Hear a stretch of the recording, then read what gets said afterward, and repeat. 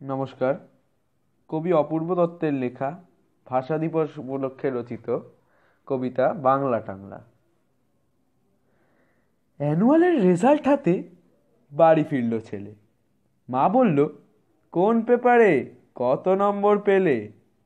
হিস্ট্রিতে মা 84, ম্যাথসে 90। মা বলল, ফ্যান্টাস্টিক, জাস্ট লাইক আ হিরো। সায়েন্সে dad, not so fair, only 69. English is just 92, altogether fine.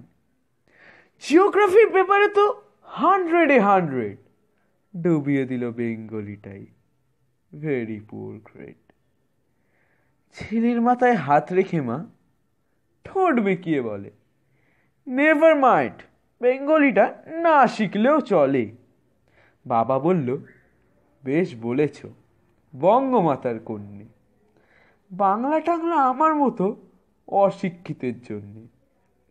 Vidyasagar, Rabindranath নেহাত ছিলেন বোকা, না হলে কেউ শখ করে হয় বাংলা বইয়ের পোকা। মা বলল, চুপ করো তো, ওর ফলটা কিসে? স্কুলে কেন বেঙ্গলিটা পড়ায় না ইংলিশে? নমস্কার।